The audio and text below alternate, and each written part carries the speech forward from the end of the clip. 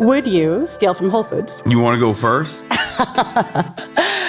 Yes, and I have under very specific circumstances. There is a horrifying new movement out there to convince people, especially those in cities like New York, that stealing is okay. And while New York is one of America's least affordable places you can live, left field agitators with platforms at the New York Times are encouraging looting as a way for shoppers to combat unjust high prices. While at the exact same time, New York City's leaders continue defending the revolving door justice system here, which won't lock up criminals. And that means businesses are about to get wiped out. He said, "Oh, give me all your money." Video shows the moments store manager Miguel and his co-workers put their hands up. The group opens the register and takes wads of cash. They're heard telling Miguel in Spanish to take off his earrings. But I did steal from Whole Foods on several occasions. I'm pro stealing from big corporations because, you know, they steal quite a bit more from their own workers. People who work in retail or who have to work jobs when they're teenagers actually understand the downside of theft, because if you work in a store that has too much shrink, your store gets closed. Yes. As I've made very clear, our NYPD will not participate in civil immigration enforcement. And I've also been very clear about my views on ICE raids as a whole. I think that they are cruel. I think that they are inhumane. I think that they do not serve any interest of public safety. We understand the dialects, and we know that these individuals came from Central or South America. We also understand that they might be migrants. And you know what? We need to get them off the streets.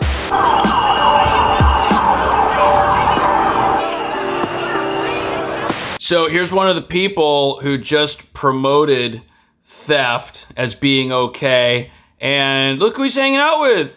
Our mayor. That's Mayor Mamdani. And while Mayor Mamdani ran on affordability, it seems like he's not making the connection between people robbing stores and those stores having to charge more money to stay in business and make up for all their losses. At the exact same time, we're being told that looting is now a form of protest, when the reality is it's a form of crime. But you see, in New York, the two go hand in hand, because here our protesters, they don't just think looting's okay, they think it's okay to defend criminals. And to them, the idea that stealing is justified fits perfectly with the pro-crime logic they have, because the real criminals out there are the stores that are charging too much. And to these people, the only criminals out there are the law-abiding law enforcement and the criminal in the White House, who would be President Trump. And there's a massive effort underway right now to destabilize our entire country from within. And these radical agitators have identified capitalism as a target they can go after, which is why to them, robbing a big box grocery store owned by billionaires isn't something they feel bad about. Because it's wrong for there to be billionaires, and it's wrong for there to be prices, which is why so many people are excited about the mayor's idea of free grocery stores. But that brings us to the real reason this whole mindset is such a disaster for New York. Here we've got a city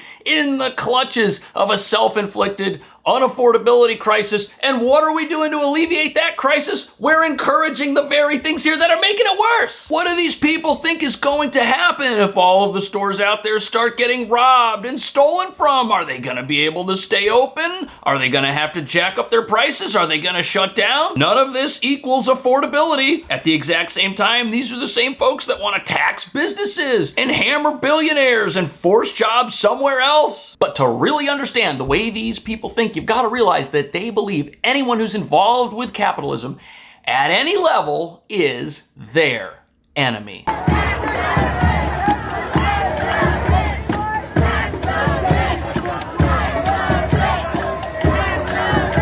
Yep.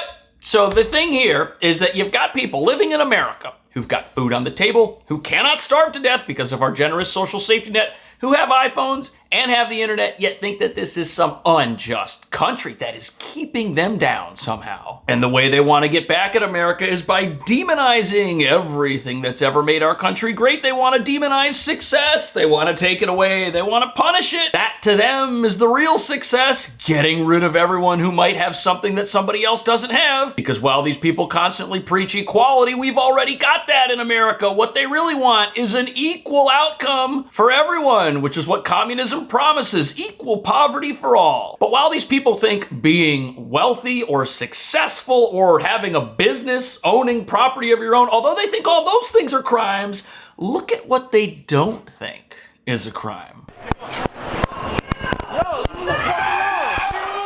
So many people across Bushwick and New York feel a moral obligation to continue to stand up for our neighbors. The incident happened at Wyckoff Heights Medical Center. According to the Department of Homeland Security, the undocumented immigrant from Nigeria was brought here by federal agents after being detained.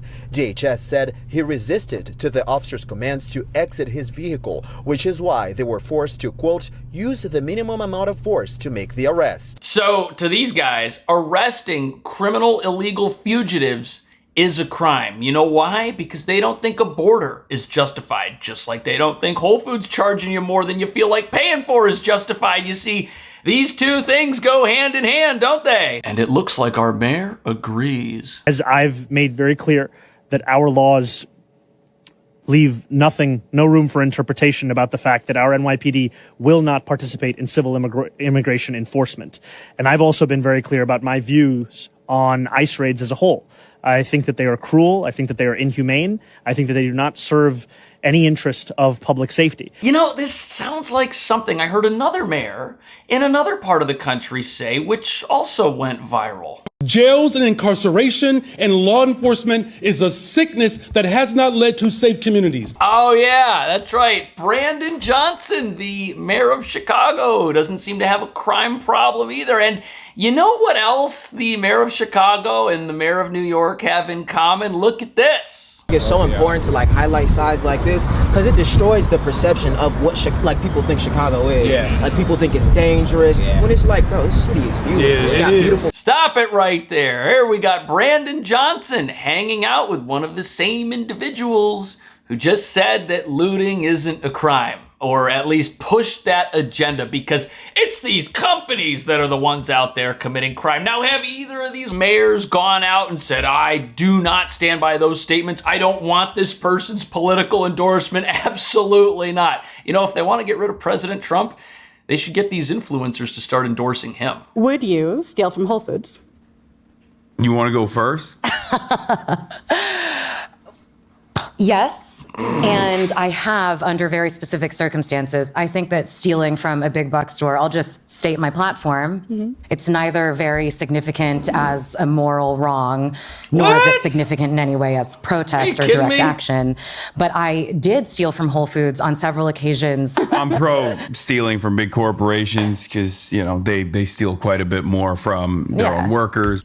What if these people supported President Trump? That would be the end to him. But oh, no, this is cool. The corporations, they're the ones that are really evil. And you know what? You're like Robin Hood if you go to Whole Foods and do something that's wrong because, that's this kind of wrong, but the corporation, they're this wrong. So, two wrongs make a right. That's what these people think. Their math just doesn't add up. And you know what? It doesn't add up for these businesses because when half the stuff on the shelf gets stolen, the other half has to cost double or the place doesn't make money. They lose money staying open in cities like New York. And this is a New York Times podcast piece right here. They're promoting this in a city that is grappling with an unaffordability nightmare, and this is not going to help. But this is all being promoted as a way to get back at capitalism because capitalism's some big evil. Yet what these people don't understand, these promoters of socialism, is that in capitalism and in socialism,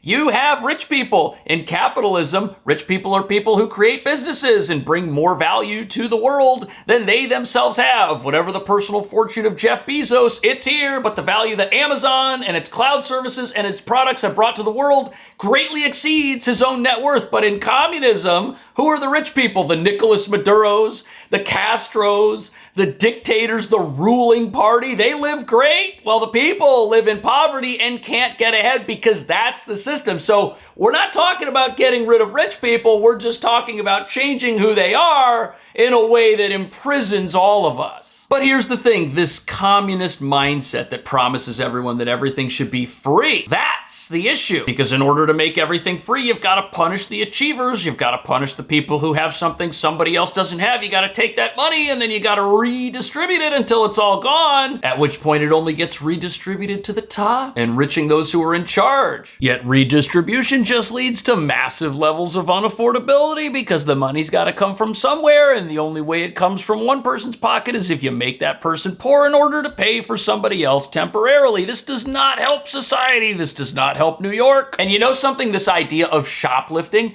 it doesn't help the affordability agenda either. Now and then. And I will show back up with my reciprocating saw just after you've had your door fixed. Because that's what they're talking about. Yeah. And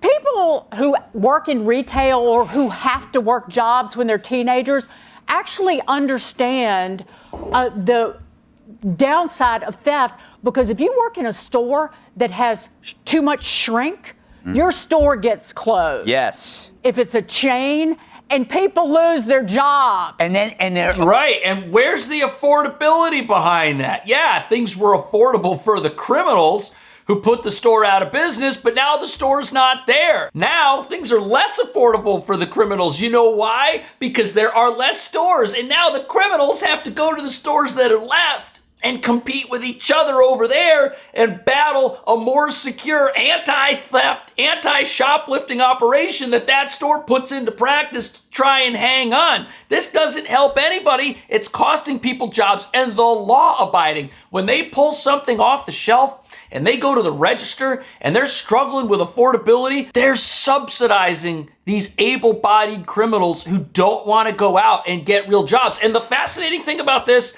is this whole line of thinking, what happens when all the stores get robbed? Don't they shut down? Our influencers were asked about this, and wait till you hear what they said. Stealing from big corporations because, they steal quite a bit more from their own workers. But what That's about not the argument true. that if everyone just starts stealing wantonly from these self-checkout machines, Whole Foods will eventually raise the prices?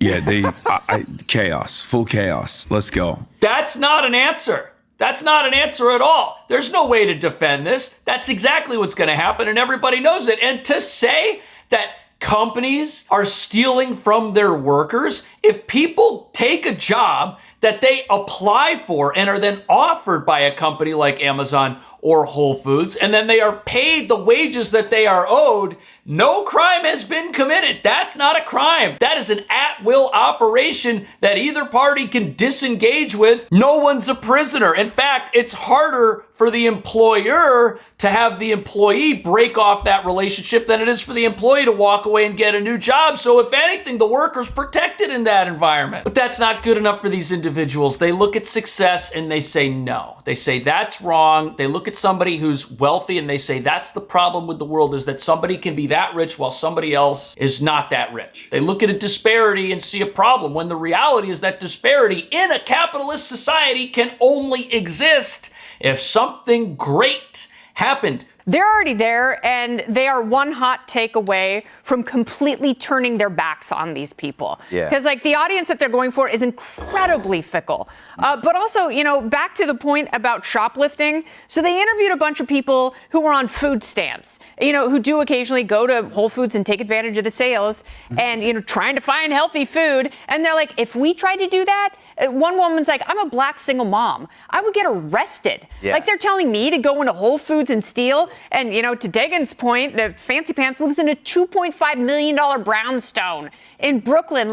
They are rich people who are completely out of touch. And what this guy is saying is also so out of touch, because you're talking about a group of people. So the commentator makes a really good point. The individuals in our podcast here, they are totally disconnected from reality. They don't have to go and steal for anything. These people are wealthy. They are famous. They are propped up by the New York Times, subjected subjecting us all to their wonderful opinions on how theft isn't actually stealing for some reason. And they're in New York City. They're in a city where people steal and never are held accountable for it. That's not reality for most of America. In most of America, if you steal, you will go to jail. If you go to a city like New York, that doesn't seem to happen. We've got a revolving door for people who steal. And if you steal below a certain amount, the justice system here doesn't even want to have anything to do with that. And that's all done because the idea is we should have empty jails, because jails and law enforcement are a sickness, right? That's the thinking behind this. But the real sickness is what's happening to these small businesses who are powerless against criminals. Brazen robbery in a Wakefield community staple. This afternoon, we have that exclusive surveillance video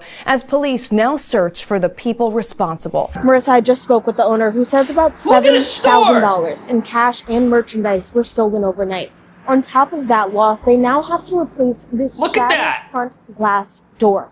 The owner calls it a major financial setback. Yeah, that is a major financial setback. If your small grocery store ends up looking like this is not a cool crime, man. This is not a crime. That is some low-level form of activism. This is not protest. This is people stealing and destroying lives. Now nobody can shop at this place today. Nobody can buy anything here. Now they got to spend money to not go to the bus stop that's right in front of this place. They got to go stay on the bus for longer, waste more of their time, possibly take a car somewhere to get whatever they were going to buy in this place. None of this has anything to do with affordability. It is the destruction of society when you allow rampant looting and promote it. Anybody promoting this needs to watch a video like this and understand what they're actually talking about, because the people stealing at Whole Foods, they don't just steal from Whole Foods. And they're not just content with stealing candy and low-level items like a bag of chips or whatever. Eventually they graduate and they want more, which is what these guys are up to. One that could take months to recover from.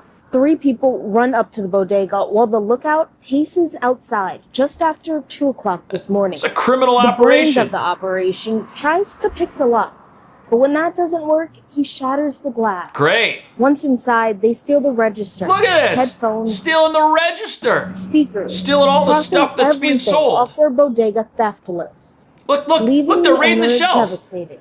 This is terrible. And now what's this guy supposed to do? He's supposed to run that business. How does he make up his losses? He has to raise his prices, or he has to go broke himself and then the place closes. There is no good option here. And then this idea that these stores have insurance, if they have insurance, it just went up. If they have insurance, there's a deductible. And a lot of these places go without insurance because they get robbed so often, they just accept the theft. They say, hey, if I'm going to have a store, it's going to get hit. And I just have to accept that, which means the whole operation costs more money than it would cost if we had people who do this in jails where they can't do it again. And if you need any more proof that utter lawlessness and the promotion of it leads to unaffordability, put your seatbelt on. Shows the moments store manager Miguel and his co-workers put their hands up. The group opens the register and takes wads of cash. They're heard telling Miguel in Spanish to take off his earrings. And then... That's crazy. So these criminals, they come into the store, they rob the store, they rob the workers of their personal belongings, they take everything of value that they can, and then they leave. Now, how did these guys learn this? Obviously, they didn't get up one day and decide that they were going to go out and commit a life of crime and live this way and join a gang and rob businesses and rob people. No. There's a track record behind this. There are other robberies and crimes that went unpunished, which is why these people are out on the streets. But there are folks out there who think they know who might have done this. Bodegas, it was all caught on surveillance video, and the Association of Bodegas and Small Business Group is now offering a $5,000 reward to anyone with information. The United Bodegas of America also offering a reward and new details about the suspects. We understand the dialects, and we know that these individuals came from Central or South America. We also understand that they might be migrants. Wow. And you know what? That being the case, we need to get them off the streets. Right.